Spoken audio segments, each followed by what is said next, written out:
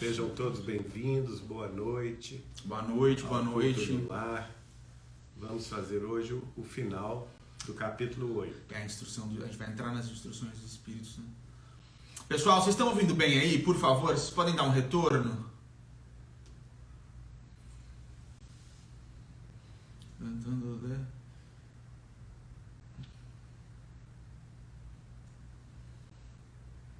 Se vocês puderem dar um retorno do som, por favor. Boa noite, boa noite.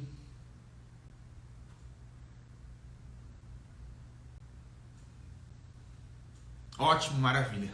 Consegui ler um comentário aqui falando que tá ótimo. Bom, então, gente, hoje nós estamos aqui para o nosso 16º culto do Evangelho no Lar. Graças a Deus aí já passamos por 17 semanas, né? Como vocês sabem, uma a gente perdeu, mas a gente tá aí já, graças a Deus, contando na sequência do Evangelho segundo o Espiritismo no 16º culto no lar.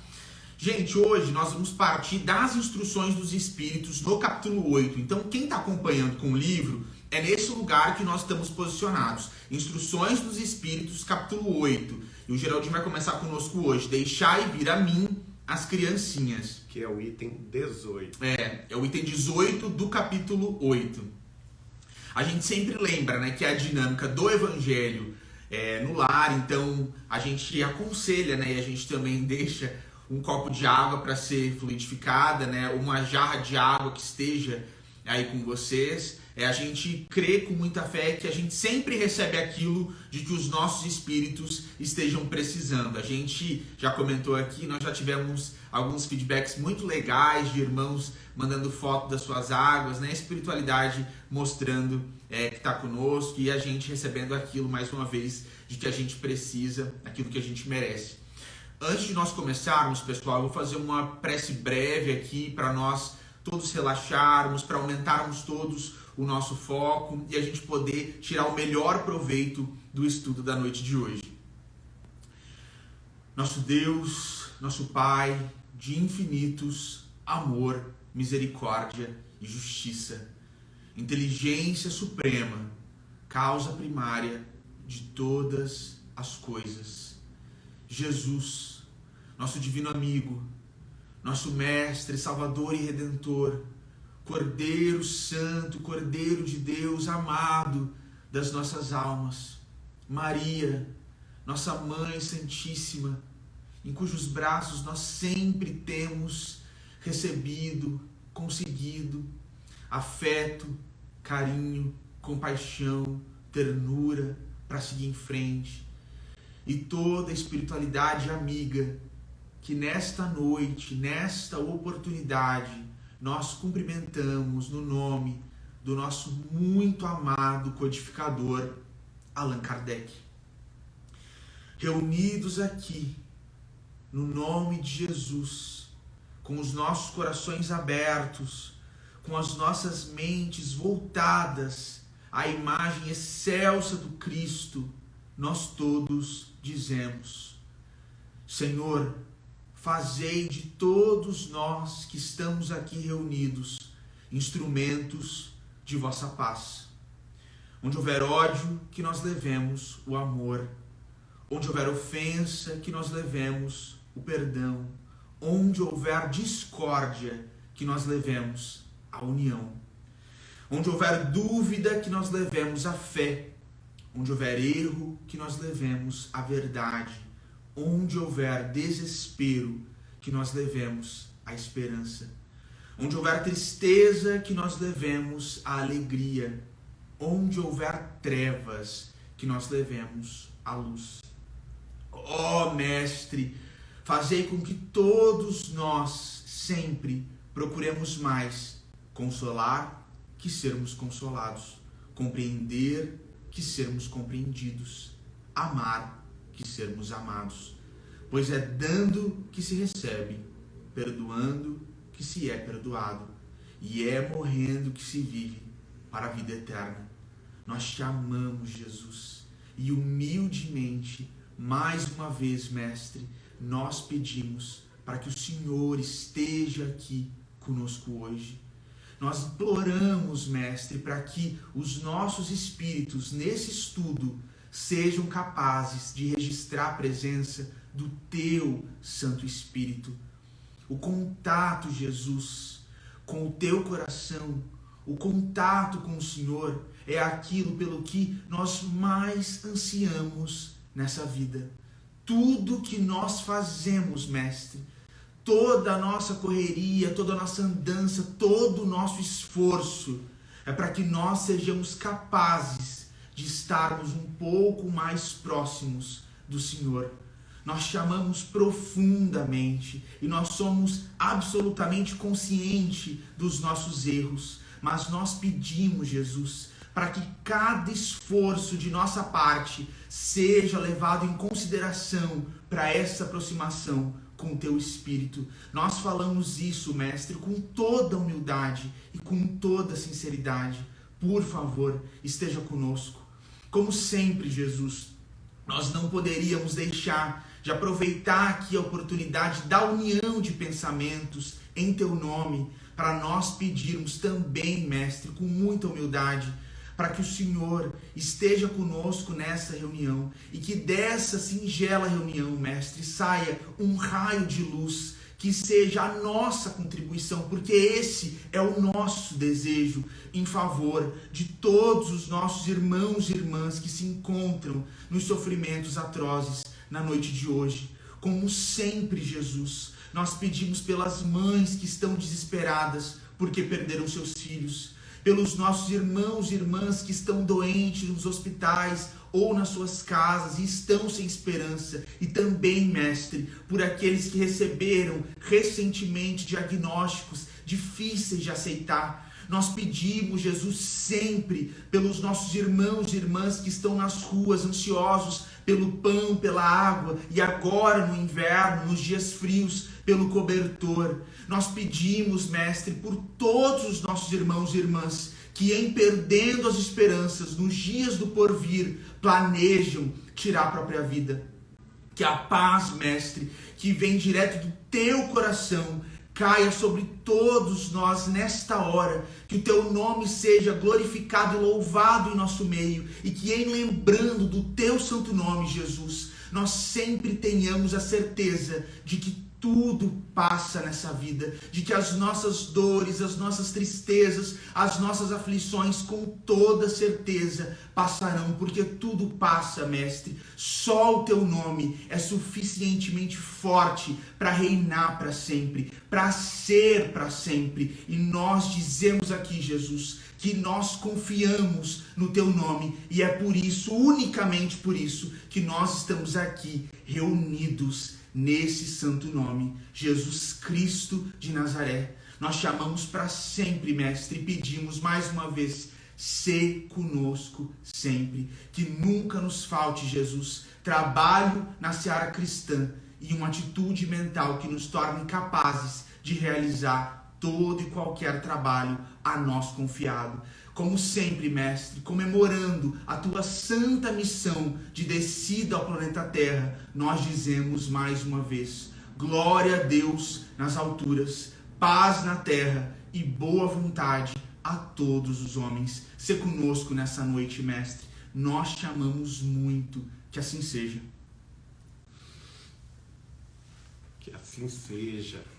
Vou pedir permissão aos nossos amigos para dedicar este culto do Evangelho à minha avó querida, Carmen Machado dos Santos. Ontem, dia 17, ela fez 55 anos de desencarnada, e foi ela quem, pela primeira vez nesta encarnação, falou comigo acerca de Jesus. Então, as nossas homenagens à querida vovó Carmen.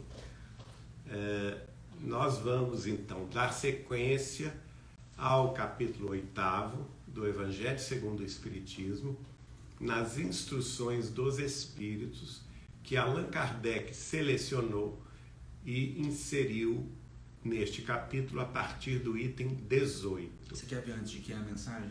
Já falo. Já. Então nós temos aqui o título Deixai vir a mim as criancinhas, que está no Evangelho, que é o Evangelho que está Que essa primeira é uma mensagem de João Evangelista, dada em Paris, no ano 1863. Bom, então está escrito assim: disse o Cristo, deixai vir a mim as criancinhas. Profundas em sua simplicidade, essas palavras não continham um simples chamamento dirigido às crianças, mas também o das almas que gravitam nas regiões inferiores, em que o infortúnio desconhece a esperança. Jesus chamava a si a infância intelectual da criatura formada, os fracos, os escravizados, os viciosos. Ele nada podia ensinar à infância física, presa à matéria, submetida ao jugo do instinto, ainda não incluída na categoria superior da razão e da vontade que se exerce em torno dela e por ela. Jesus queria que os homens fossem a ele com a confiança desses seres pequeninos, de passos vacilantes, cujo apelo conquistaria para si o coração das mulheres que são todas as mães. Submetia assim as almas à sua terna e misteriosa autoridade. Então, aqui neste início, nós estamos vendo, no comentário do Espírito, que Jesus não estava propriamente chamando a si as crianças do ponto de vista terreno, as crianças do ponto de vista da idade física da vida aqui na face da terra, mas sim comparando-as às crianças espirituais, aquelas cuja evolução moral, cuja evolução intelectual ainda são ou ainda vivem nos seus primeiros estágios de retidão, ainda vacilantes, ainda viciosas, fracas, por isso, e talvez por isso, sem ainda a coragem suficiente ou a determinação necessária para vencer as próprias fraquezas. Aqueles que são escravizados aqui na face terrestre aos crimes, a toda sorte de corrupção, e que por isto mesmo denotam uma infantilidade espiritual, não é? E também aqueles outros, no dizer do Espírito, que são os viciosos de todo tipo de viciação, seja ela mental, seja ela física, seja ela por gostos extravagantes, não é? Então, o Espírito está explicando que Jesus estava indo muito além das aparências terrenas, porque dentre esses nós podemos ter, por exemplo, seres muito inteligentes, muito cultos, seres que detêm poder, que são professores, que são mestres de universidade, que são empresários, que são pessoas muito bem situadas na vida de relação social, não é? Ou por outra, mulheres que aparentemente, mães de família, que possam ter uma projeção também social no seu meio de convivência, e que, no entanto, nas disposições morais e éticas, deixam bastante a desejar. Nossos políticos, pessoas que têm, por exemplo, fama, não é? Artistas, cantores, músicos, que podem até aparentar ou até entregar uma qualidade musical elevada, uma qualidade artística elevada, mas que do ponto de vista moral ainda estão ainda arrastados na sua fraqueza ou escravizados aos vícios de toda a ordem.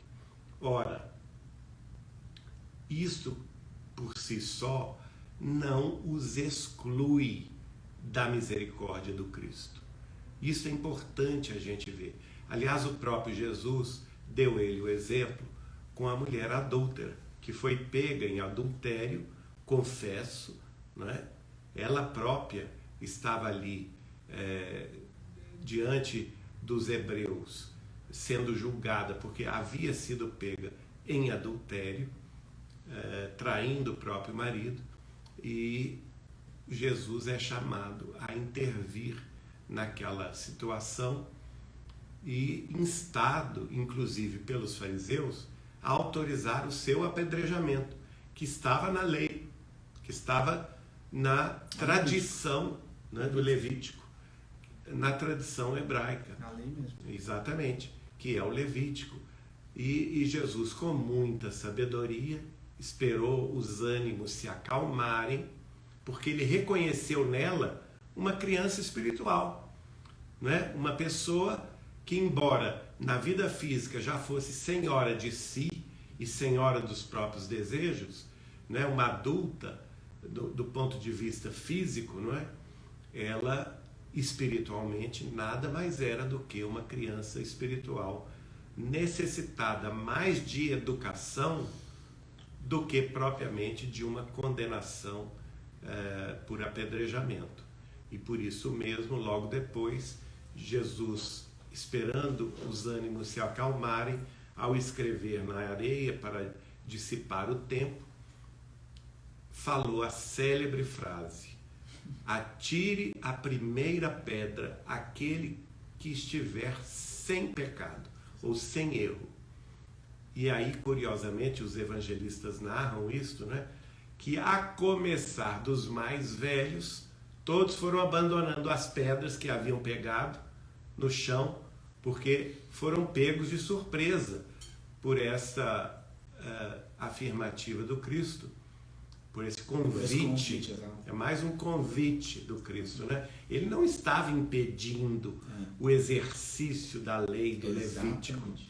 Em momento algum ele falou contra a tradição hebraica, que mandava sim atirar a pedra aos adúlteros, e principalmente às adúlteras, né? Naquele caso específico da mulher adúltera.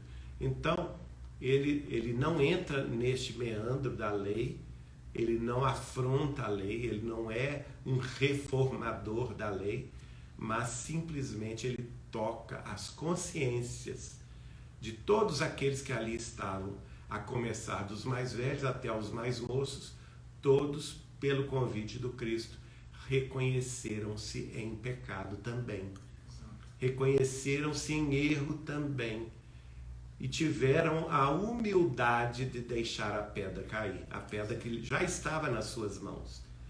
Então, ali também Jesus não estava se dirigindo apenas à criança espiritual da adúltera, mas à criança espiritual de todos os seus acusadores. Exatamente. Que estavam ali prontos para condená-la. Isso, gente, diz respeito a nós. Quão facilmente nós condenamos. Por esta ou aquela razão, a gente tem aquele ímpeto de condenar, quando na realidade a gente tem que fazer uma reflexão de nós para conosco mesmos. Até que ponto a nossa moral, a nossa ética está amadurecida o suficiente para comungarmos com os ensinamentos de Jesus. Posso só?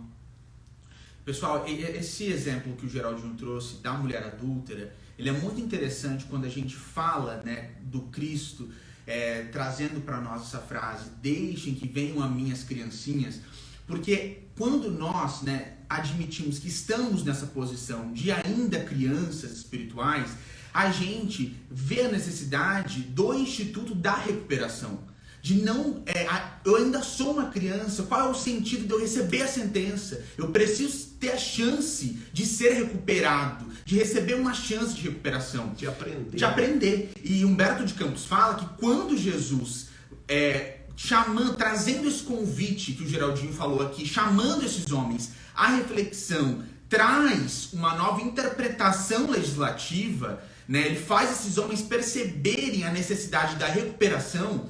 Humberto de Campos fala pra gente que Jesus, nesse momento, ele traz para o mundo essa reflexão do Instituto da Recuperação. Então hoje a gente não tem mais, né, em vários ordenamentos jurídicos, a pena de morte. No nosso ordenamento jurídico, a pena de morte ela é uma exceção, só nos casos de guerra.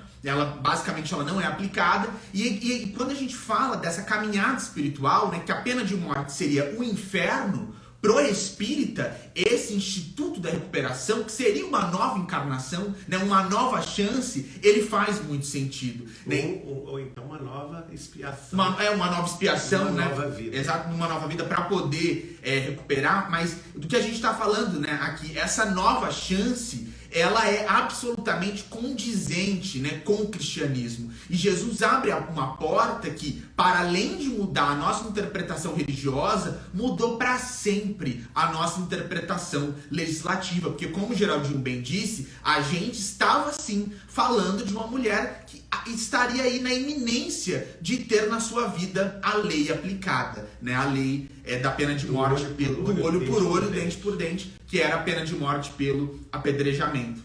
E Jesus veio funcionar mostrando-nos a face do Instituto Universal da Misericórdia Divina. E ele tocou todos aqueles corações, minha gente, porque depois disto, quando ele olha em torno e não vê mais nenhum acusador, mais ninguém com a pedra na mão, ele vira-se para a mulher e fala: mulher, ninguém te condenou? E ela diz: não, todos foram embora. E ele então dá a orientação. Aí que vem a educação do Cristo, né? O instituto do aprendizado. Porque primeiro ele usou de misericórdia para com ela e para com os acusadores também. Porque imaginem vocês o seguinte: se ele fosse a favor da aplicação máxima da lei, aqueles todos acusadores iriam pegar aquelas pedras e atirar sobre a mulher até que ela fosse morta. Exato, a encarnação acabaria ali, exato. Não é? A exato. Encarnação dela acabaria ali. Por outro lado, aqueles tantos que nós não sabemos se eram 20, ou se eram 40, ou se eram 50, podia ser até 100. Aqueles tantos, com esse ato, estariam adquirindo dívidas kármicas. Estariam complicando o próprio destino. Né? Então Jesus usou de misericórdia com eles também. É porque se todo mundo saiu, todo mundo apedrejaria na hipocrisia. Se todo mundo saiu... Exatamente. Eles poderiam ter matado a infeliz. É porque se tivesse um justo, ele ficaria para apedrejar. Exatamente. Todos eles se consideraram em erro, se consideraram como pecadores. Exato. Não é? Então, a própria consciência deles, que foi tocada pelo convite do Cristo, Exato. que se generalizou entre eles, agora a gente fica imaginando o poder Exato. do Cristo, o magnetismo, com uma frase apenas. Exatamente. Aquele que estiver sem pecado, atire a primeira pedra. Isso deve ter soado, minha gente, como um raio no coração, no espírito desses homens. E todos eles, de cabeça baixa, fizeram uma reflexão consciencial, largaram a pedra e foram embora, reconhecendo-se também como crianças. Então eles foram acolhidos pela misericórdia de Jesus, e assim como a mulher adúltera também foi. Só que aí vem o Instituto Educacional de Jesus, porque ele fala com ela assim. Ele pergunta: nenhum deles te condenou? Ela diz: não. Então ele diz: eu também não te condeno. Vá e não peques mais. Então aí também tem outro ponto, que é a orientação do Evangelho de Jesus. Por que nós temos contato com o Evangelho de Jesus? Não é? Por que ele hoje continua sendo e para sempre será o roteiro para o caminho da verdade e da vida, o caminho da nossa redenção espiritual? Porque ele, no fundo, ele reconhece a nossa infantilidade, a nossa infância moral, ética e espiritual, mas ao mesmo tempo ele é esse convite do Cristo: vá e não peques mais. Ele nos convida a ir por seu intermédio, né? Que ele diz assim: Eu sou o caminho, a verdade e a vida. E ninguém vai ao Pai senão por mim. Ora, então o convite é claro. Ele quer que nós sigamos o seu caminho de verdade e vida. Aquele caminho que ele nos apresentou e que, em termos práticos, está expresso na sua Boa Nova. O Novo Testamento de Jesus, que é o Evangelho de nosso Senhor Jesus Cristo. Agora, para entrar nesse caminho, nós temos que reconhecer a nossa, vamos dizer assim, incúria moral, a nossa pequenez espiritual, estar em contato com a nossa humildade, reconhecer a nossa humildade diante da grandeza de Deus e da grandeza de Jesus, e daí também vem a questão da infância, né? Desculpe, por que Jesus chamou a si essa figura da criança? Porque a criança também é humilde, ela é simples, ela está disposta a aprender. Exatamente isso, né? Não é?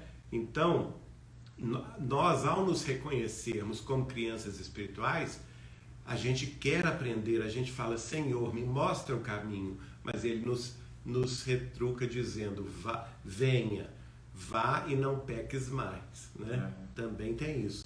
Então, o Espírito vai nos esclarecer, por exemplo, que Jesus queria que os homens fossem a Ele, com a confiança desses seres pequeninos de passos vacilantes, que somos todos nós, né, minha gente? Ninguém aqui está batendo asinha, ninguém aqui está no nível espiritual de santo ou de espírito superior, e nem mesmo próximos, por exemplo, da vida, da obra e da exemplificação de um Chico Xavier.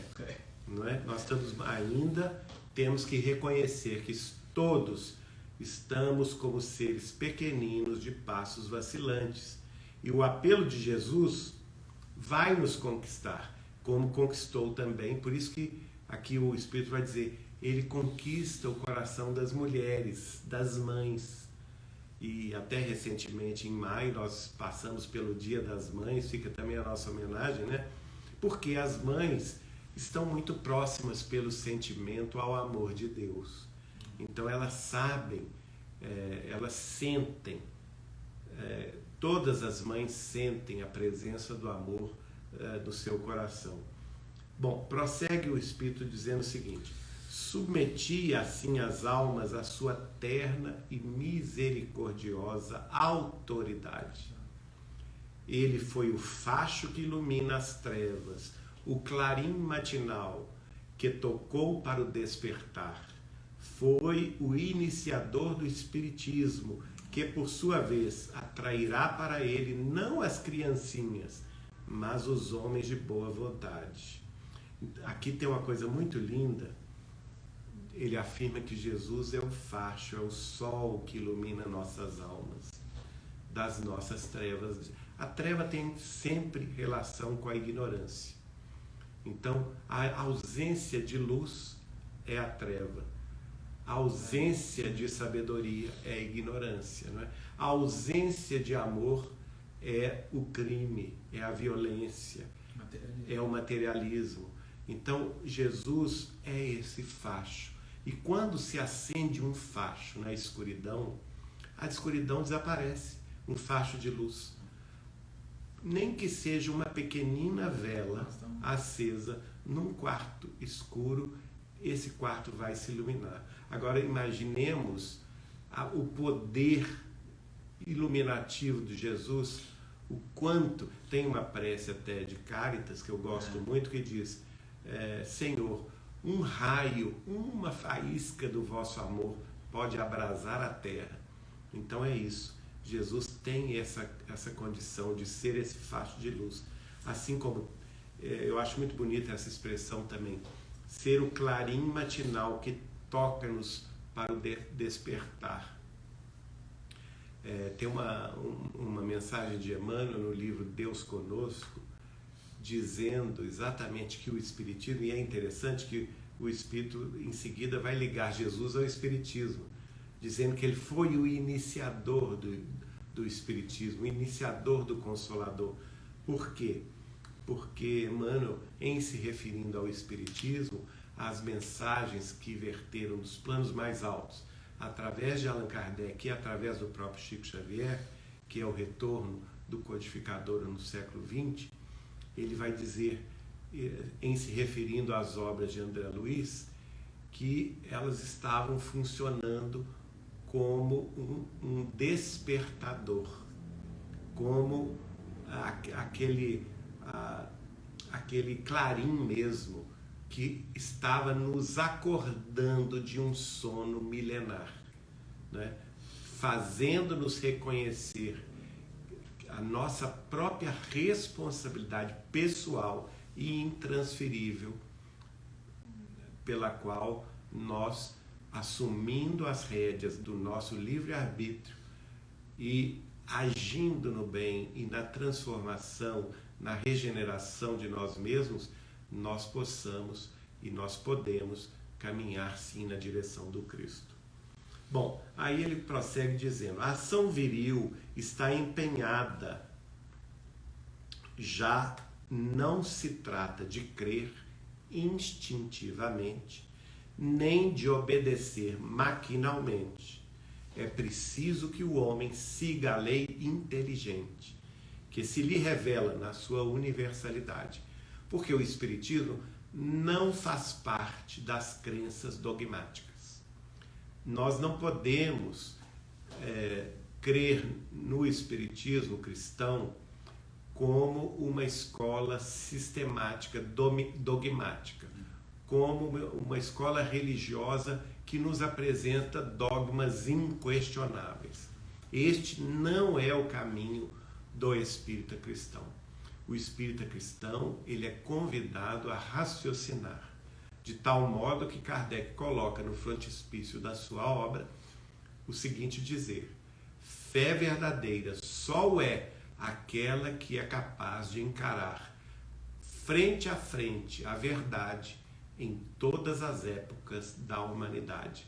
Então nós não estamos também, além dessa questão do dogma, que não é possível no Espiritismo, nós somos convidados a raciocinar, a ter a fé aliada à razão.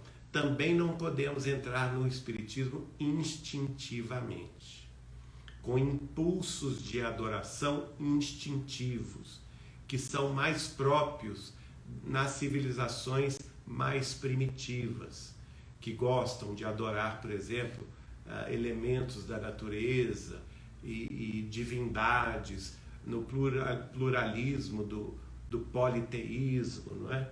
Não, também não podemos seguir por aí. O Espiritismo, ele também tem que nos tocar, além da razão, um sentimento de adoração em espírito e em verdade, né? Nos despertar para o que o Espírito aqui escreveu como a lei inteligente, que nos é revelada na sua universalidade. Então o Espiritismo também não é posse dos espíritas, não é posse dos brasileiros, apesar do Brasil ser hoje a maior nação espírita do mundo. O Espiritismo cristão é universal. Ele diz respeito a todas as criaturas humanas encarnadas e desencarnadas em todos os planos evolutivos da Terra e em todas as nações e em todas as culturas terrestres. Posso só? Pessoal, isso que o Geraldinho trouxe aqui sobre o Espiritismo não ser dogmático, é interessante a gente lembrar que o Espiritismo é uma ciência com um método. Então, se o método espírita que Kardec trouxe pra gente, ele for respeitado, é possível que venham novos princípios. Porque a ciência, ela não é a verdade, ela é método de busca pela verdade. Então, com o contraditório, a gente pode avançar. Agora, é importante, quando a gente fala que o Espiritismo não é dogmático, a gente precisa estar atento ao que é essa metodologia espírita.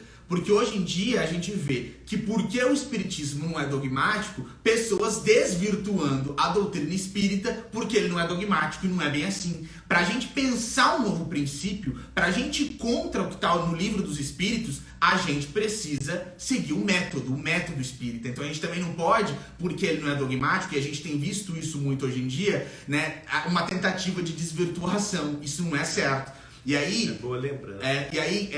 Ainda comentando isso que o Geraldinho trouxe, o próprio Kardec, quando a gente fala, né, dessa fé que não é instintiva, mas que ela passa pelo crivo da razão, Kardec fala que a manifestação física, ela não convence ninguém. Kardec fala no livro dos médiuns, o que convence é o estudo. Quantas pessoas assistiram materializações maravilhosas, ou as mesas girando lá na França e não se convenceram? E quantas pessoas, na humildade do estudo, a gente até ficou muito impressionado com uma amiga nossa que a gente viu numa rotina de estudo maravilhosa e tem um exemplo de vida lindo pelo estudo. Então é o estudo que convence. E o próprio Chico, com certeza, esteve com pessoas que viram as maiores provas de materialização, de mortalidade, e não se convenceram porque não estudaram. E porque também deixaram tudo no âmbito do maravilhoso, do extraordinário, exato, sem compreender as leis espirituais que foram expressas pelos espíritos superiores na obra kardeciana. Né? Muito bem lembrado, João. E de fato, quando nós fizemos referência à questão do dogma, é mais no sentido daquele dogma da fé cega, não raciocinada. Ao passo que, é claro que o Espiritismo tem princípios, sim, norteadores, que alguns falam que podem ser 14, 15 ou 16, isso pouco importa, não é? Alguns deles são apenas desdobramentos do mesmo princípio, mas que são fundamentais porque eles emergiram das revelações dos espíritos superiores através de médiuns idôneos do mundo inteiro que foram pesquisados e codificados depois as suas informações por Allan Kardec nos seus 5 principais livros que todos nós chamamos Pentateuco Kardeciano: o Livro dos Espíritos, o Livro dos Médiuns, o Evangelho segundo o Espiritismo, que é este que nós estamos estudando, o Céu e o Inferno, e por último, a Gênese, os Milagres e as Predições segundo o Espiritismo. Bom, terminando essa mensagem, o Espírito diz assim: meus bem-amados, são chegados os tempos em que, explicados, os erros se transformarão em verdades. Ensinar-vos-emos o sentido exato das parábolas e vos mostraremos a forte correlação que existe entre o que foi e o que é.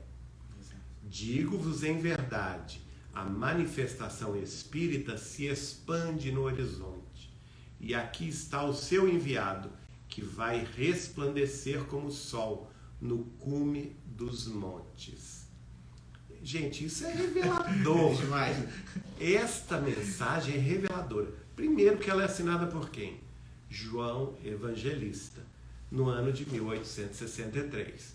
Aí algumas pessoas falam, e para mim está tão claro como um dia ensolarado e sem nuvens, que esta personalidade espiritual é o próprio Allan Kardec e é o próprio Chico Xavier, não é? Não tem a menor dúvida disso. Todas as pesquisas de inúmeros pesquisadores espíritas têm caminhado nessa direção, não é? Cada dia nós achamos mais e mais evidências a respeito deste assunto. E muitas pessoas falam assim, mas como que João Evangelista pode ser Kardec se Kardec está fazendo os livros da codificação e tem essa mensagem, porque eles citam essa mensagem de João Evangelista lá, que foi dado em Paris em 1863. Como que isso pode acontecer? Assim como tem mensagens também de Platão. E nós sabemos que o próprio Allan Kardec escreve, essas cartas de Kardec que estão hoje no arquivo, que está sendo todo traduzido e digitalizado pela Fundação Espírita André Luiz Feal, lá do Grupo Boa Nova de Guarulhos, né? Coordenada pelo pesquisador Paulo Henrique Figueiredo. Né? Esse arquivo estava na posse de um grande espírita que foi muito amigo de Chico Xavier e que foi, a pedido do próprio Chico, na década de 30, antes da Segunda Guerra Mundial, e foi a Paris buscar esses originais de Allan Kardec para que eles não fossem destruídos na guerra que se avizinhava, não é? E ele trouxe para São Paulo, guardou-os todos e ficou esse arquivo. São mais de 750 caixas de manuscritos de Allan Kardec que ficaram guardados na casa dele em São Paulo. Dr. Silvino Canuto de Abreu, Silvino Canuto de Abreu, melhor dizendo, que foi um grande empresário paulistano e amigo de Chico Xavier. Inclusive, nós temos o testemunho da doutora Marlene Nobre e do seu esposo, o deputado Freitas Nobre, que foram lá com Chico Xavier e, numa ocasião, dentro desse arquivo que estava no porão da casa de Canuto de Abreu, o Chico foi direto numa caixa. Ele sabia exatamente onde procurar, mandou que eles descessem uma caixa dentre 750 caixas, pessoal.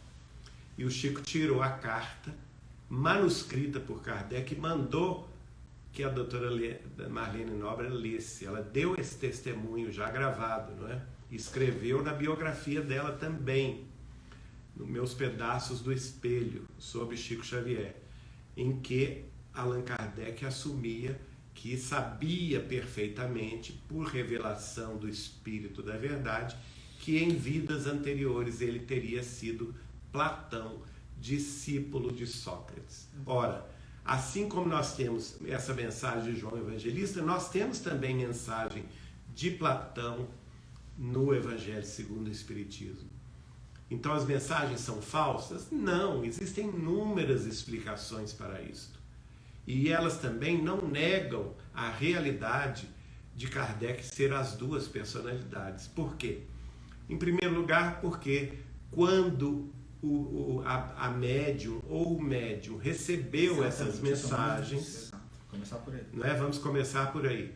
Quando os médiums receberam essas mensagens, estamos falando de milhares de médiums no mundo inteiro, nós não sabemos quem foi. Que horas, exato. Allan Kardec não colocou quem foi o médium que recebeu, qual foi a cidade, qual foi o país onde a mensagem foi recebida.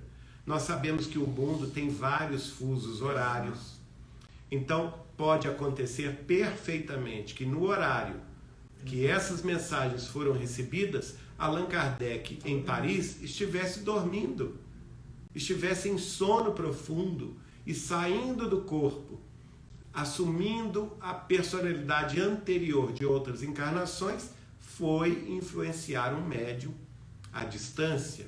Ele, que era um espírito também superior, por que não dizê-lo, poderia facilmente, com a força do pensamento, não só transfigurar-se numa personalidade anterior, que fora ele mesmo, e isso aí não falta em absoluto com a verdade, porque ele está mostrando apenas uma faceta da sua personalidade eterna, da sua personalidade imortal, se apresentando ora como João Evangelista, ora como Francisco de Assis, ora como Platão.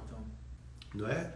Ora como Jan Hus. Todas essas, nós sabemos, foram personalidades vividas por esse mesmo Espírito glorioso que passou na Terra aqui durante séculos, milênios, nos ensinando. E simplesmente porque cada tema está mais relacionado a uma personalidade.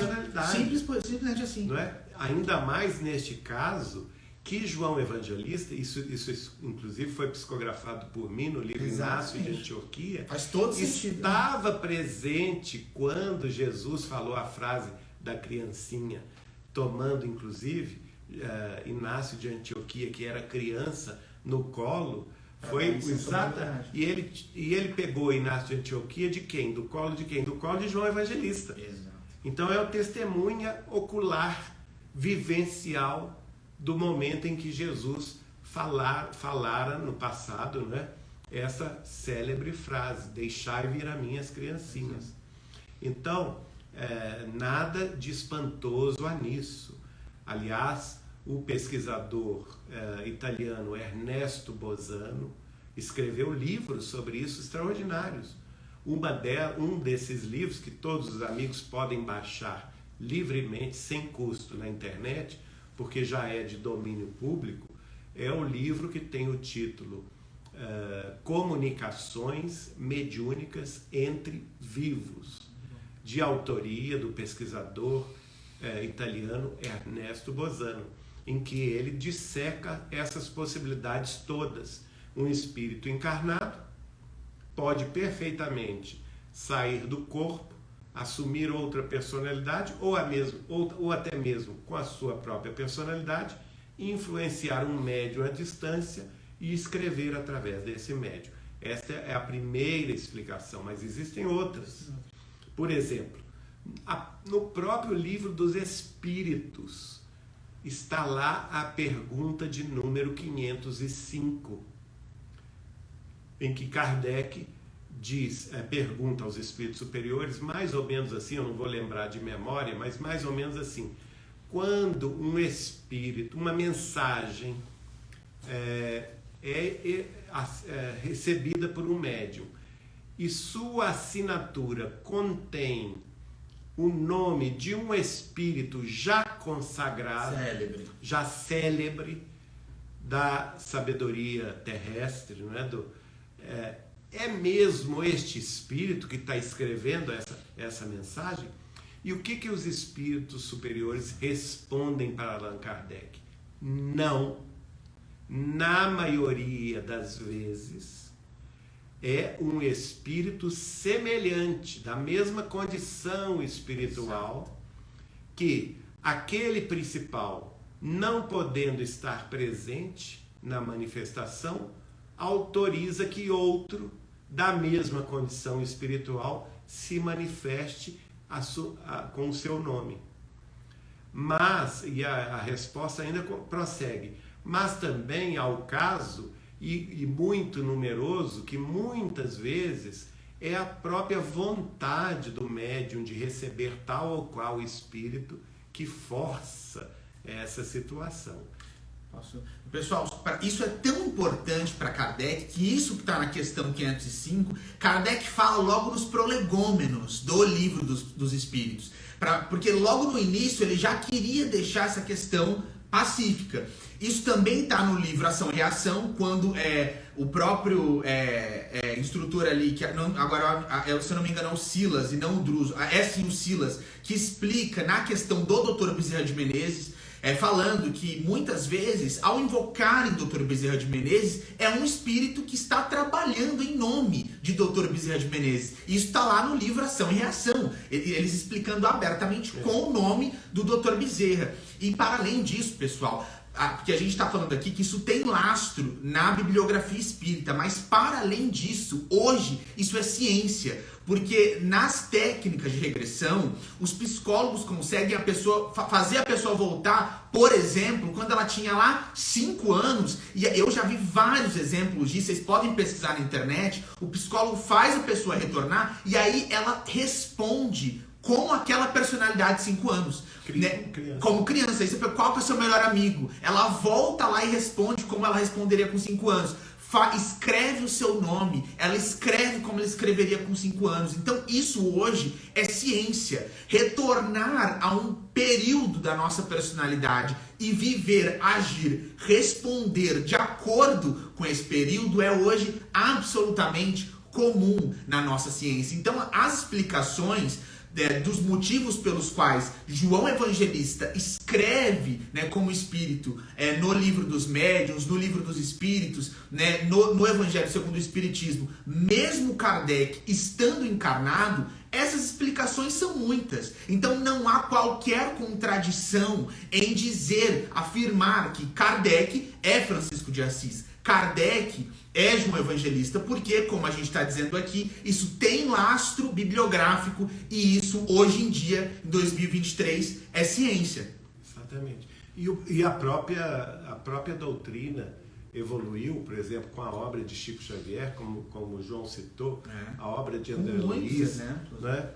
Esse exemplo que ele citou do Dr. Bezerra, eu mesmo questionei o Chico a respeito, porque é muito comum no Brasil, vocês sabem que o Brasil tem milhares de centros espíritas, né? É o país mais espírita cristão do mundo, não resta dúvida. Há cálculos que entre os espíritas cristãos assumidos e os simpatizantes, nós podemos chegar a mais de 15% da população. Então, nós temos centros espíritas em todas as grandes cidades, pequenas cidades, médias cidades, em todos os estados brasileiros. E principalmente a gente que já viajou muito, todo centro que você chega tem uma mensagem do Dr. Bezerra. Exato. Aí você pensa assim, mas escuta aqui, às 20 horas, geralmente as reuniões espíritas presenciais começam às 20 horas, o Dr. Bezerra teria condição de escrever ao mesmo tempo tantas mensagens? E eu perguntei ao Chico, isso é possível? O Chico riu-se e falou comigo, não, Geraldinho, é assim, acontece assim. Quando o Dr. Bezerra foi convidado a ascender ao mundo espiritual superior para ser assessor direto de Maria Santíssima, e ele recusou humildemente, dizendo que ainda não se sentia espiritualmente capaz desses voos mais altos, porque na face da Terra e no mundo espiritual da Terra ainda haviam compromissos dele com o passado que morejavam na carne. Ele pediu humildemente que Maria Santíssima entendesse a negativa dele através do Espírito Celina, e Celina então vai levar a resposta dele a Maria Santíssima e volta com uma exigência. A exigência de Maria Santíssima para ele, permitindo que ele ficasse na Terra, né? Que ela queria que ele fosse assessorá-la. Veja a elevação dele, né? Ela então responde a ele dizendo o seguinte: você pode ficar com uma condição, desde que você organize uma comissão e prepare uma comissão de 3.000 espíritos, conhecedores do Evangelho de Jesus e conhecedores da doutrina dos espíritos, para trabalhar no mundo espiritual em seu nome. Porque quando vivo, quando encarnado na Terra, você agiu com tanta bondade que o seu nome, só o seu nome, Bezerra, já está revestido de uma autoridade moral, de uma força vibracional ligada ao meu Filho, Jesus Cristo, ligada à força da caridade. Então, que todos esses espíritos trabalhem, coordenados por você, possam trabalhar auxiliando os centros de nossa querida doutrina no Brasil. Então, assim é que nós temos essas possibilidades, não é? E uma curiosidade, pessoal, que eu achei muito legal a resposta que o Geraldinho está trazendo do Chico, porque no livro Ação e Reação, até o André Luiz chega a fazer a pergunta, né? Mas quando a gente pensa, né, num homem que está dando muitas ordens, que tem muitos funcionários, a gente pensa num funcionamento bastante administrativo. Seria assim? E o instrutor responde, por que não? Se na Terra existe essa organização, como, né, a gente imagina num call center que tem toda a organização, por que no mundo espiritual seria diferente? Então é o que o Geraldinho está falando. É uma turma muito grande, organizada e direcionada por um grande espírito. E toda ela preparada. Eles estudaram diretamente com o Dr. Bezerra, doutrina espírita, o Evangelho de Jesus, não é? E assim aqui nós temos também, gente, olha só a beleza desse ensinamento. Você me desculpe, João, entrar muito nesse tema. E você vai pegar os 19. Não, você vai continuar os 19, que ele é bem curto. Porque isso aqui é muito importante a gente dissecar. Porque, no fundo, minha gente, João Evangelista aqui, ou o próprio Kardec, está dizendo que em breve ele iria trabalhar na Terra. Veja bem, são chegados os tempos em que, explicados os erros, se transformarão em verdades.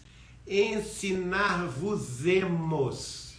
Quer dizer, ele se coloca lá, ensinar-vos-emos o sentido exato das parábolas e vos mostraremos a forte correlação que existe entre o que foi e o que é.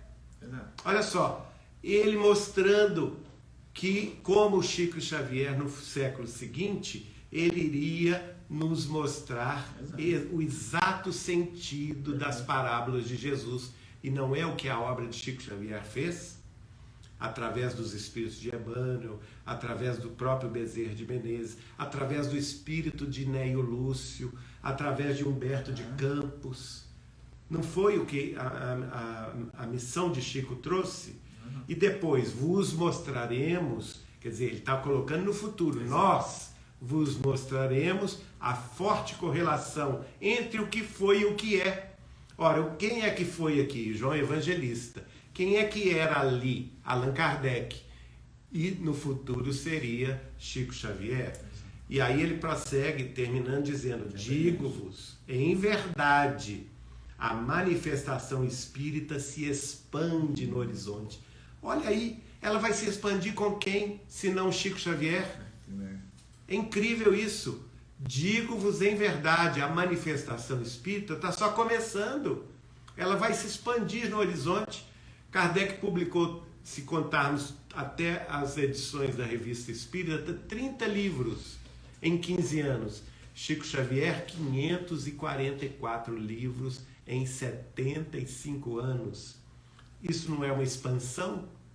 Não é? E aí ele prossegue. E aqui está o seu enviado. Ele próprio, João Evangelista, está afirmando. Ele é o enviado da manifestação espírita, ou seja, do Consolador prometido pelo Cristo. Ele, João Evangelista, está assumindo neste ponto que ele é o representante enviado por Jesus para trabalhar como apóstolo consolador, para descortinar para a terra a terceira revelação, a revelação da verdade. E isso nós podemos conferir na mensagem recebida pelo Chico, através do espírito de Humberto de Campos, que se chama A Ordem do Mestre, e que está no livro Cartas e Crônicas, em que Jesus dá exatamente esta ordem de enviar João Evangelista para que ele nos descerrasse um véu, um pequeno levantar da cortina que ainda colocava vamos dizer assim, um velador, não é? Sobre a morte, né? A ordem do Cristo para João Evangelista, que ele reencarnasse e levantasse o véu que encobre a noite triste dos túmulos, né? Fazendo com que os mortos voltassem para reafirmar a vida imortal, a vida eterna. E é justamente o que ele está prevendo. Aqui está o seu enviado, que vai resplandecer como o sol no cume dos montes. Ora, quem é que resplandeceu como o sol no cume dos montes no século XX, se não Chico Xavier? Não tem outro, minha gente. É ele mesmo, não é? Desculpe aí, às vezes a gente... a gente se toma de emoção ao ver a coisa tão clara, tão patente. Por isso que a gente precisa estudar, né? A maioria das pessoas, infelizmente, não estuda o suficiente. Eu não estou dizendo que eu estudo mais que ninguém e nem que o João estuda mais que ninguém. Mas, infelizmente, as nossas casas espíritas, os nossos grupos espíritas, têm que ter mais disciplina no estudo. Nós temos sim que formar grupos de estudo nas nossas casas espíritas, não somente da obra de Allan Kardec, mas também da obra de Chico Xavier, que nos descortina maravilhas, não é? Bom, seguindo então, porque já avançamos muito, no item 19 há outra mensagem sobre esse mesmo tema, que é de um espírito protetor, dada na cidade de Bordeaux, na França, em 1861. Vamos ver então o que o espírito diz. Deixai que venham a mim as criancinhas, pois tenho leite que fortalece os fracos. Deixai que venham a mim todos os que, tímidos e débeis, necessitam de amparo e consolação. Deixai que venham a mim os ignorantes, para que eu os esclareça. Deixai que venham a mim todos os que sofrem, a multidão dos aflitos e dos infortunados. Eu lhes ensinarei o grande remédio que suaviza os males da vida e lhes revelarei o segredo da cura de suas feridas. Qual é, meus amigos, esse bálsamo soberano que possui tão grande virtude que se aplica a todas as chagas do coração e da criatura? Do coração e a cicatriza? É o amor, é a caridade. Se possuís esse fogo divino, o que podereis temer?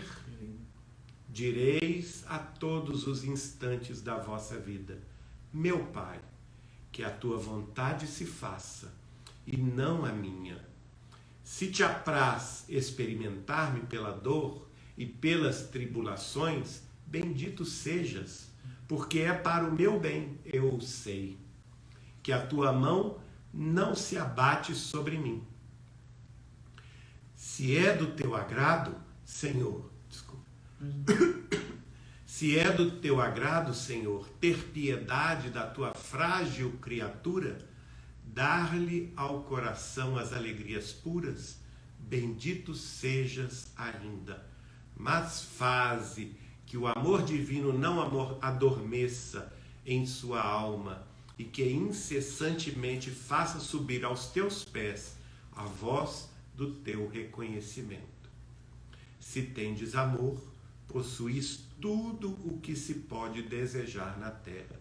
Possuís a pérola por excelência, que nem os acontecimentos, nem as maldades dos que vos odeiam e perseguem poderão arrebatar. Se tendes amor, tereis colocado o vosso tesouro lá onde os vermes e a ferrugem não o podem atacar, e vereis apagar-se insensivelmente da vossa alma tudo o que possa conspurcar a sua pureza. Sentireis diminuir dia a dia o peso da matéria, e qual pássaro que voeja nos ares e já não se lembra da terra, subireis continuamente, subireis sempre, até que a vossa alma inebriada possa saciar-se do seu elemento de vida no seio do Senhor. Gente, eu tenho para mim que esta mensagem é uma mensagem de tão elevada procedência que o Espírito não quis se identificar. Um Espírito protetor. Pode ser o Espírito do próprio Cristo. Por que não? Não é? Pode ser o Espírito do próprio Jesus, uma vez que ele protege toda a terra. Por que não? Então aqui está, eu não vou entrar em mais delongas, porque a mensagem em si fala tudo, não é? O amor é tudo. Ela resume aquele frontispício colocado nas obras de Kardec: fora da caridade não há salvação. E de fato, quem tem amor tem tudo, porque o amor é a presença de Deus em nós. E o próprio Chico dizia: a maior definição de Deus é aquela de João Evangelista, em uma de suas cartas: Deus é amor. Então, onde o amor estiver presente, está sim a presença de Deus. E ele fará com que a criatura que se devotar com amor aos outros, pela caridade legítima, sincera e pura, sem pretensões, essa distribuição de misericórdia, de caridade, de solidariedade e união fraternas, vai fazer com que essa pessoa se desmaterialize e alce os voos inefáveis em direção aos páramos da vida imortal. Que Jesus nos ajude a um dia, se Deus quiser, que possamos estar neste caminho, neste voo divino. Bom, pessoal, muito bonita a mensagem. A gente avançou um pouquinho no tempo hoje, mas a gente só tem mais uma instrução aqui dos Espíritos. Aí a gente termina, né, o capítulo 8 na semana que vem. Agora a gente entra na instrução cujo título é Bem-aventurados os que têm os olhos fechados. Pessoal, tem uma nota de Kardec sobre essa instrução aqui. Kardec diz que essa comunicação foi dada a respeito de uma pessoa cega em favor da qual havia sido invocado esse espírito, né? Então, Curadar, né? Vianney Curadar. E é muito interessante, gente, porque a gente imagina aqui, né, a aflição dessa irmã, né, que estava ali pedindo o auxílio da cura da cegueira. Né? Então esse é o contexto, uma irmã pedindo pela cura da cegueira, ela recebe então a mensagem desse espírito aqui que se transformou na instrução, né? Bem-aventurados os que têm os olhos fechados. Então esse espírito, né, dessa irmã, ela começa assim: meus bons amigos, para que me chamastes? Terá sido para que eu imponha as mãos sobre a pobre sofredora que está aqui e a cure? Então, como a gente falou, o contexto é esse. Ah, que sofrimento, bom Deus! Ela perdeu a vista e as trevas a envolveram. Pobre filha, que ore e espere. Não sei fazer milagres sem que o bom Deus o queira. Todas as curas que pude realizar e que vos foram assinaladas não as atribuais senão àquele que é o Pai de todos nós. Essa primeira parte da mensagem, pessoal, é muito interessante, porque quando a gente fala da cura, né, e o Evangelho é muito farto em exemplos de cura, especialmente com os cegos, né, nós temos muitos exemplos de Jesus curando os cegos. Então a cegueira, ela aparece sempre como esse fardo que é difícil de carregar na terra e que há aí essa saída por intermédio de Jesus. A primeira coisa que esse Espírito traz pra gente é essa vontade de Deus acima da nossa vontade. E aí, essa vontade de Deus, né, ela pode ser entendida de muitas formas. E quando a gente fala de trabalho de cura, uma coisa que a gente sempre relaciona muito a essa possibilidade da cura é o mérito da pessoa, né? Então, a pessoa ter o mérito para ser curada de determinada doença, né? E aí a gente relacionaria, né, esse mérito a essa abertura da vontade de Deus, porque a gente sabe que Deus é amor, como o Geraldinho acabou de falar aqui. Então não é da vontade de Deus que uma pessoa não seja curada, né? A gente acostumou falar dessa forma, que seja a vontade de Deus, porque a gente precisa, na verdade, relacionar essa vontade de Deus a outros desdobramentos interpretativos. E o mérito da pessoa é um desses. Porque quando a gente fala que a pessoa já tem o mérito da cura, significa, na verdade, que essa pessoa não tem mais aqueles defeitos morais do espírito que resultaram numa doença física. E aí é muito interessante, gente, porque é um livro que eu li no início desse ano e do qual eu gostei muito, que tem um exemplo de cura que me inspirou muito, foi o da irmã Igorina, né? E o Geraldinho até a conheceu, eles tiveram uma amizade. A Igorina Cunha. Inclusive, eu recomendo muito esse livro para quem está pensando a mente como essa fonte capaz de curar. Se chama A Força da Mente. E não é psicografia, é mais um testemunho da irmã Igorina Cunha. Que foi e era sobrinha Exato. direta de Eurípides Barçanufo. Ela é sobrinha do Eurípides Barçanufo. Morava em Sacramento, Minas Gerais. E a irmã Egorina Cunha, quando ela fala com esse leitor, ela instiga ele, né?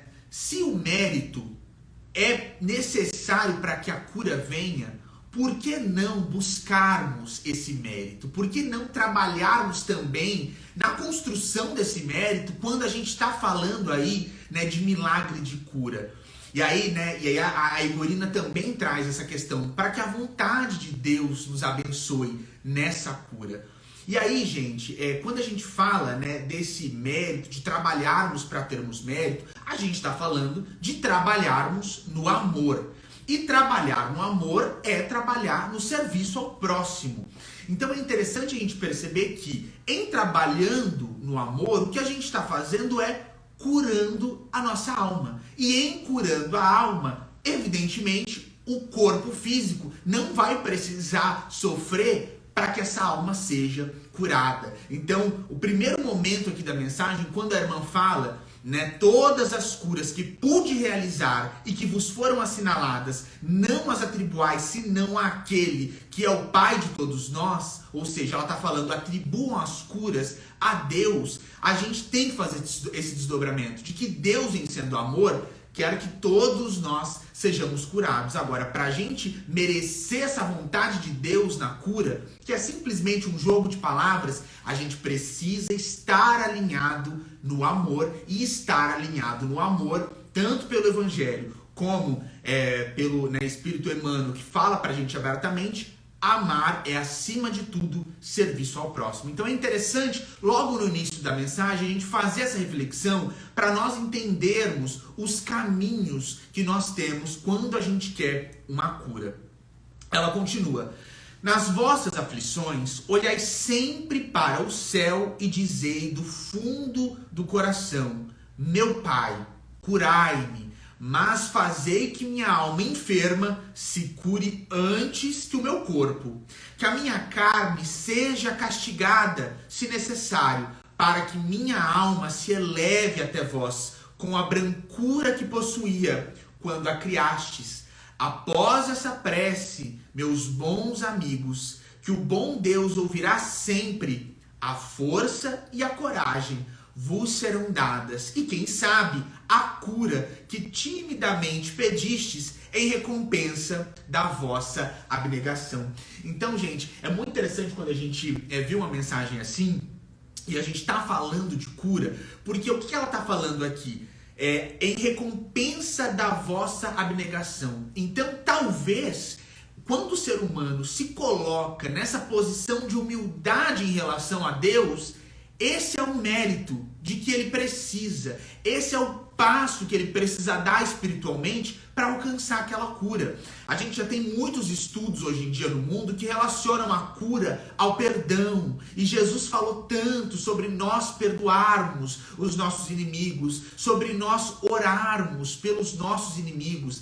Então, quando a gente está falando de cura do corpo físico, e esse tema é um tema do qual eu gosto muito, porque eu sei que muitas pessoas que assistem a gente mandam mensagem falando que estão nos hospitais, que estão doentes. Então, quando a gente fala de cura, a gente precisa pensar que isso é uma possibilidade através desse mérito construído. Eu gosto muito de pensar a cura como uma possibilidade. E gosto de pensar que ninguém é fadado num determinismo absoluto a morrer com determinada doença, porque a gente sabe que não existe esse determinismo absoluto. A gente tem, enquanto espírito encarnado, caminhos. A gente pode sempre escolher o caminho da dor ou do amor, ou se a gente precisa passar por determinada prova, abrandar determinada prova, abrandar determinada expiação e, com Jesus, passar por esse jugo, como Cristo disse, que é suave, e carregar esse fardo que com Cristo, como ele disse, é um fardo mais leve. Ela continua: mas já que aqui me encontro numa assembleia onde principalmente se trata de estudos, dir-vos-ei que os que são privados da vista deveriam considerar-se os bem-aventurados da expiação. Olha que interessante isso, gente. Aí, né, uma mensagem falando para os nossos amigos, irmãos e irmãs que são cegos, né? Considerar-se os bem-aventurados da expiação. Ela continua: lembrai-vos de que o Cristo disse que era preciso que arrancasseis o vosso olho se fosse mau, e que mais valeria lançá-lo ao fogo do que deixar que se torne causa da vossa condenação. Olha o que ela diz: ah, quantos há na terra que um dia nas trevas maldirão o fato de terem visto a luz. Olha como isso é forte, gente, porque quando a gente pensa de forma espiritual e não de forma material, as nossas dores, e nisso o Espiritismo é consolador, elas ganham um novo significado. Quando a gente pensa que talvez, né, a pessoa que está privada da visão vai agradecer por isso, e aquela que tinha a visão perfeita vai maldizer essa visão, vai desejar nunca ter visto. Aí é quando ela fez um mau uso. É isso que a gente está falando. Talvez, né? É isso que a gente está dizendo aqui. Que talvez essa seja uma inversão na espiritualidade, é porque quando a gente tem essa chave que é o espírito, tudo muda, tudo fica relativizado, e as nossas dores, em sendo entendidas de outra forma, elas vão ganhar um novo significado. Ela continua: ó sim, como são felizes os que por expiação vêm a ser atingidos na vista. Seus olhos não serão causa de escândalo ou de queda, podem viver inteiramente da vida das almas, podem ser mais do que vós que vedes claramente. Quando Deus me permite descerrar as pálpebras a algum desses pobres sofredores e lhes restituir a luz, digo a mim mesmo: alma querida, por que não conheces todas as delícias do Espírito que vive de contemplação e de amor? Não pedirias então que te fosse concedido ver imagens menos puras e menos suaves do que as que te é dado entrever na tua cegueira? Ó sim, bem-aventurado o cego que quer viver com Deus, mais feliz do que vós que estáis aqui.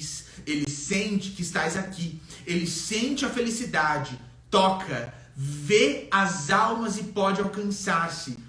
E pode alçar-se com elas as esferas espirituais que nem mesmo os predestinados da terra conseguem divisar.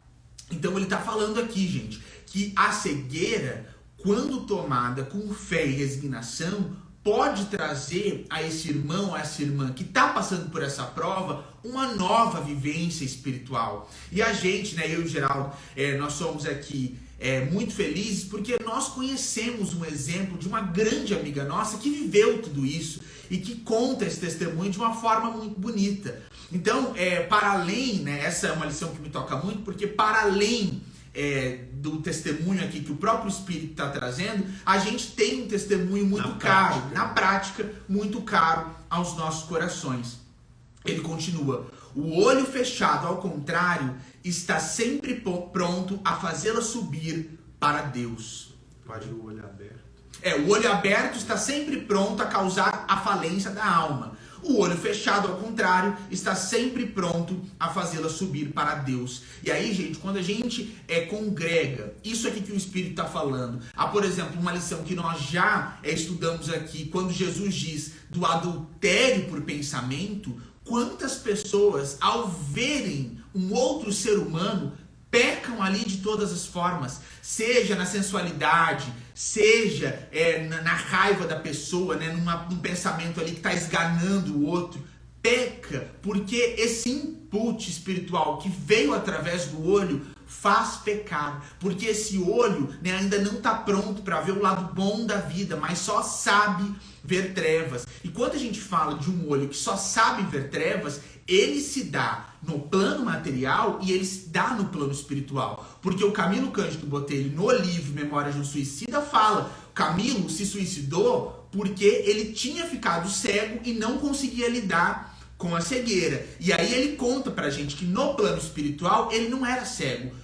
Tudo que fosse mal, tenebroso, sombrio, terrível, tudo que fosse ruim ele via. Então a condição da vista para ele naquele vale era muito pior, porque, né, numa atitude mental delinquida aí por ter tirado a própria vida, ele passou a enxergar de novo só o que era mal, porque era belo, porque era bom, ele continuava cego. E aí, gente, a gente é hoje um mundo em que a gente se encontra e a gente vê as possibilidades, né, da tecnologia, e a gente sempre conversa muito sobre isso, né? Quantas pessoas usam o dom da vista nessas possibilidades tecnológicas para o mal, né? A indústria da pornografia, que é uma coisa das trevas, que é consumida por tantas pessoas, é a visão, o dom sagrado da visão sendo delinquido, sendo desvirtuado. A pessoa que usa, né, a própria visão para escrever coisas ruins na internet, para escrever comentários ruins, está delinquindo com o dom da visão, está deturpando esse dom. Então, quando a gente pensa, né, nas maravilhas que virão com a tecnologia e o desvirtuamento moral, né, a falta de possibilidade moral para entender essa tecnologia, o que acaba desvirtuando a tecnologia para tudo que é das trevas, quando a gente olha esse cenário, a gente entende muito claramente o porquê do degredo. Porque certas pessoas, quando a gente chega a um nível tecnológico no planeta, elas precisam ser degradadas, porque elas não estão prontas moralmente para lidar com essas dádivas. Continuando.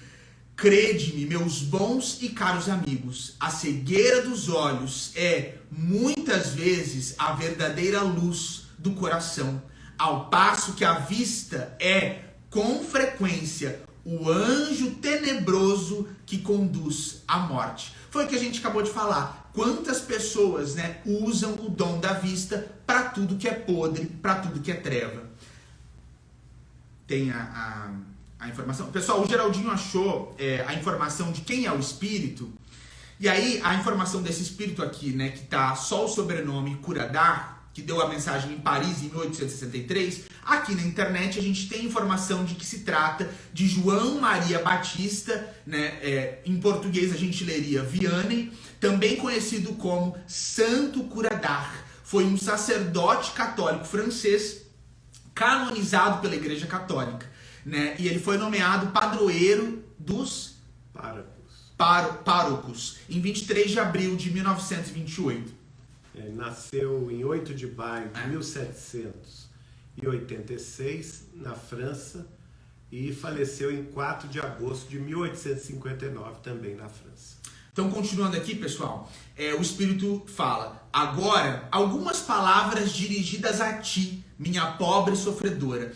Isso, gente, porque como a gente comentou, essa mensagem que foi dada porque uma irmã cega estava naquela reunião e pediu a cura. Então veio esse espírito desse irmão para falar com ela. E detalhe, quando na Terra, o espírito de Curadares, ele ficou com esse codinome Curadares, né, o espírito de Vianney, porque ele curava, ele era um sacerdote que tinha o dom da cura. Por isso que ele estava sendo invocado. E toda a França buscava ali a cidade onde ele morava. E justamente eles invocaram a presença dele para ver se aquela cega tinha a possibilidade de ser curada por ele. E aí ele vai falar agora com ela, né? Então agora algumas palavras dirigidas a ti, minha pobre sofredora. Espera e tem ânimo. Se eu te dissesse, minha filha, teus olhos vão abrir-se, como ficarias contente? Mas quem sabe se esse contentamento não ocasionaria a tua perda? Confia no bom Deus que fez a felicidade e permite a tristeza. Farei tudo o que me for permitido em teu favor, mas por tua vez, ora e sobretudo, pensa em tudo quanto acabo de te dizer. Antes que eu me afaste, recebei todos vós, que vos achai aqui reunidos, a minha bênção. E aí ele se identifica, né, como Vianney Curadar. E aí, pessoal, mais uma vez, quando a gente fala dessa questão da cura, esse bom procedimento, ele é muito necessário para que isso aconteça. Como a gente falou lá no início, esse bom procedimento é a construção do mérito, é a limpeza do espírito para que o corpo não sofra. E aí, o Geraldinho até comentou aqui, né, que Jesus sempre falava, vai, não peques mais, e ele sempre complementava, para que algo de pior não lhe ocorra. Mas para uma pessoa na Bíblia, ele não fala isso, que era aquela mulher tão doente do fluxo de sangue. Para aquela mulher, Jesus fala, minha filha, a tua fé te salvou. E para ela ele fala, vá em paz. Por que ele fala isso para essa mulher? Porque aquela mulher, gente, do fluxo de sangue, essa doente, ela era muito diferente. E ela é um exemplo muito rico para nós. A mulher do fluxo de sangue, ela toca na barra, né, da vestimenta de Jesus, no fio azul. Esse fio azul, lá no Velho Testamento, em Levítico, a gente entende que esse fio era uma representação da lei. Esse fio azul, esse desfiado azul, era uma representação da lei. As mulheres, né, que estavam sangrando, e isso está lá em Levíticos, elas eram consideradas impuras. Então, uma mulher que estava sangrando há 12 anos, que é o caso da mulher do fluxo de sangue lá no Evangelho de Lucas, ela está narrada em outro evangelho, mas a melhor narração, na minha opinião, é a narrada por Lucas. Essa mulher do fluxo de sangue que estava sangrando há 12 anos, o que ela imaginava? Eu sou a mais impura. Se o Velho Testamento, se a lei fala que o sangue é impureza e eu sangro há 12 anos, eu sou a mais impura. Mas o que essa mulher fez, gente? Essa mulher, entendendo que a impureza era essa dissonância com a lei de Deus, era esse procedimento contrário à lei de Deus, o que ela faz? Ela toca na barra da vestimenta de Jesus. Ela toca naquele lugar que significava a lei. Então, a atitude mental dessa mulher, que é descrita no Evangelho, Jesus, aquela multidão estava aglomerando ali em volta do Cristo, e ele fala, alguém tocou em mim, porque eu senti que de mim saiu virtude. Em outras traduções, de mim saiu pureza. E aí, gente, a atitude dessa mulher faz o Cristo parar. Essa atitude mental chama a atenção de Jesus, porque essa mulher, em querendo a lei, ela já estava espiritualmente pronta para receber a cura. É por isso que o toque dela é totalmente diferente, porque ela tinha uma atitude mental que buscava a lei. E a lei, quando a gente está falando aí de cristianismo, a lei é o que? É a vontade de Deus. A gente não está falando aqui de um código, a gente está falando de uma mulher que estava de acordo com a vontade de Deus, que tinha um espírito reto, puro, pronto para amar, pronto para servir. E quando ela toca, para tudo e ela chama a atenção de Jesus. E aí ela recebe a cura, porque ela conta, o Evangelho de Lucas relata que imediatamente o fluxo de sangue parou. Então, uma atitude mental que está pronta para receber a cura, porque já está pronta para entender a lei de Deus, para seguir a lei de Deus, que a gente sabe que é o amor, essa atitude mental está pronta para ter o corpo físico curado. E isso, gente, pode ser construído. Esse mérito, esse entendimento, essa busca por Deus, pelo amor, pelo serviço ao próximo, isso pode ser construído por todos nós, porque Jesus é uma porta aberta a todos nós. E aí, relembrando, para ela Jesus fala, a tua fé te salvou, em algumas traduções te curou, vá em paz. Ele não fala para ela, vá e não peques mais, porque ele sabia que ela não ia pecar mais, que ela não precisava da advertência. Então, quando a gente está falando de cura, pessoal, seja da cegueira, seja de um câncer, seja de qualquer outra doença física, a gente precisa pensar que ela é sim, ter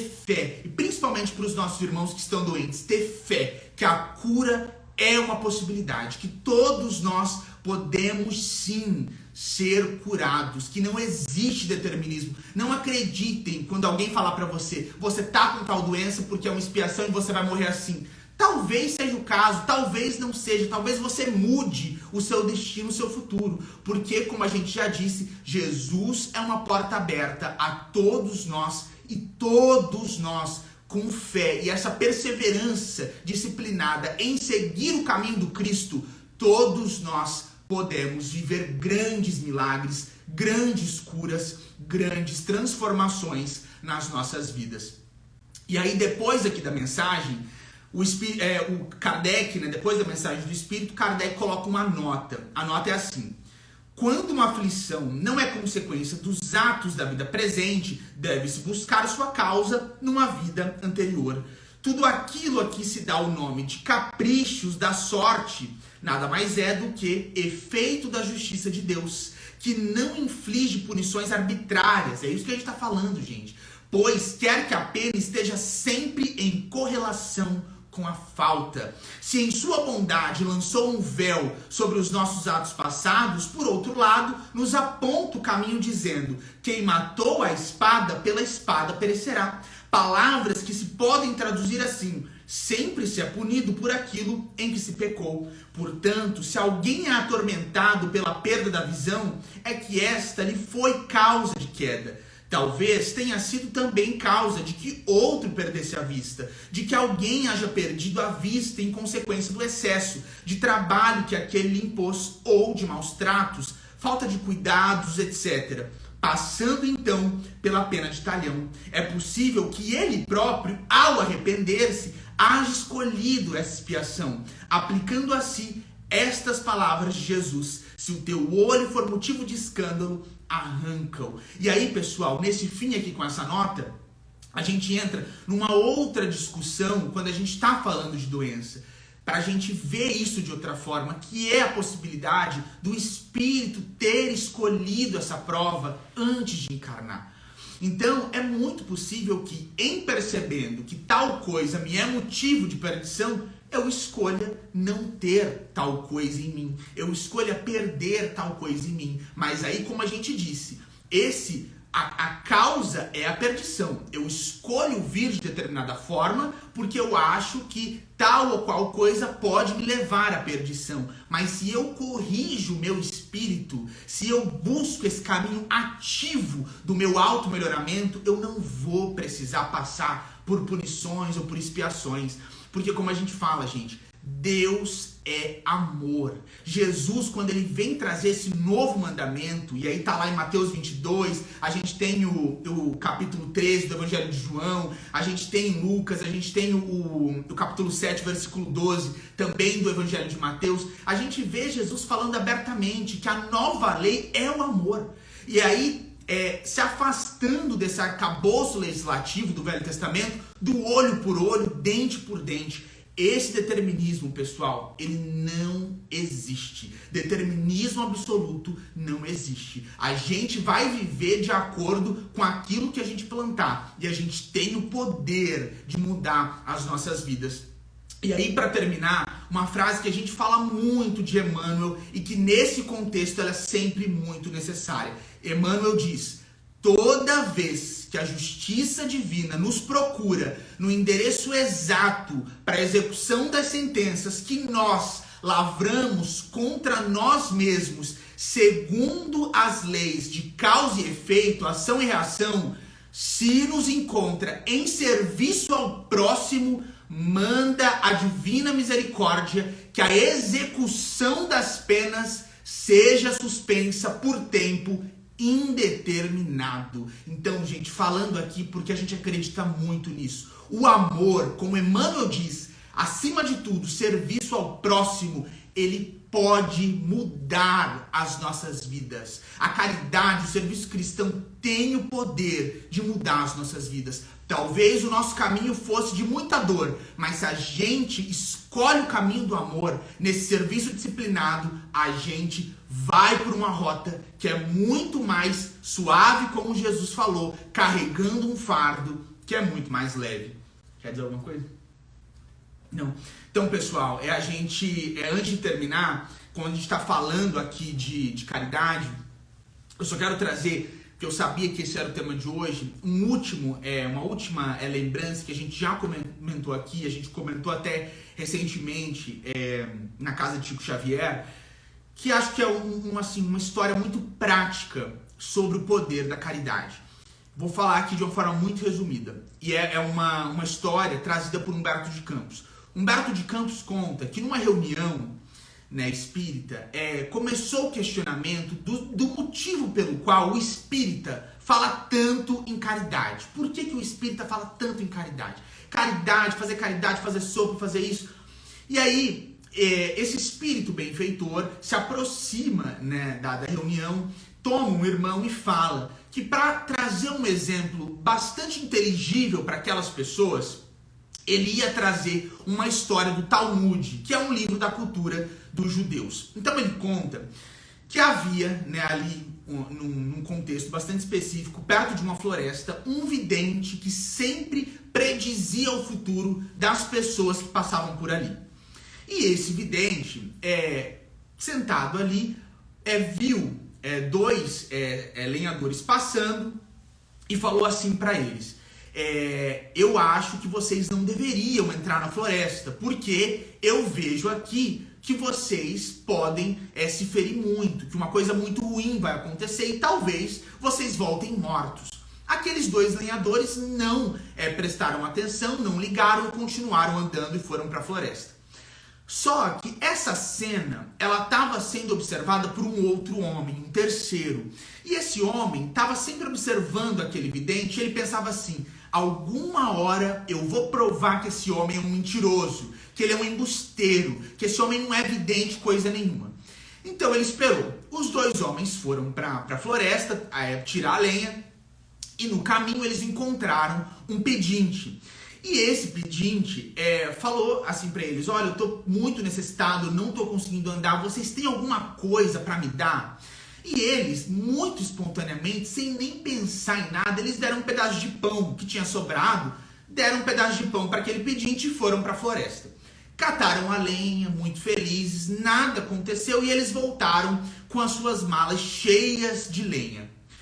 Quando eles voltaram, aquele homem que estava observando se aproximou do vidente e falou assim: tá vendo? Você é um mentiroso, você é um embusteiro, porque eu ouvi você falando para eles dois que alguma coisa terrível ia acontecer e os dois voltaram e não aconteceu nada. Aí o vidente falou assim: olha, eu vi realmente perto desses dois um monte de obsessores, espíritos ruins, alguma coisa aconteceu nesse caminho para eles terem voltado bem, porque eu vi que alguma coisa ia acontecer. Aí ele pergunta: vocês fizeram alguma coisa de diferente no caminho para cortar a lenha, para entrar na floresta e cortar a lenha? E aí eles falam: olha, a única coisa diferente que aconteceu foi que nós passamos por um pedinte e demos um pedaço de pão para ele. E aí o vidente fala: olha aí, abram a mala de vocês. E quando eles abrem, tinha uma cobra morta lá dentro. Aí o vidente fala para aquele homem que estava observando e estava chamando ele de mentiroso: você tá vendo? Que culpa tenho eu se um pedaço de pão altera a lei de causa e efeito? Se um pedaço de pão altera a forma como Deus vê essa lei de ação e reação?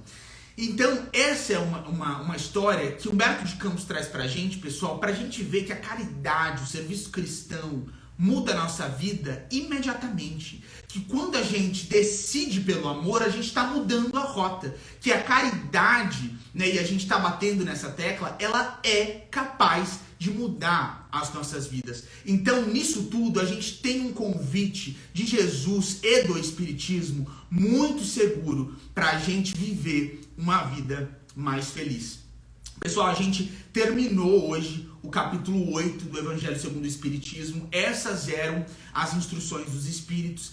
Na semana que vem a gente vai começar imediatamente entrando no capítulo 9. E hoje, antes de nós terminarmos, o Geraldinho vai trazer uma prece para a gente encerrar aqui em tom de gratidão.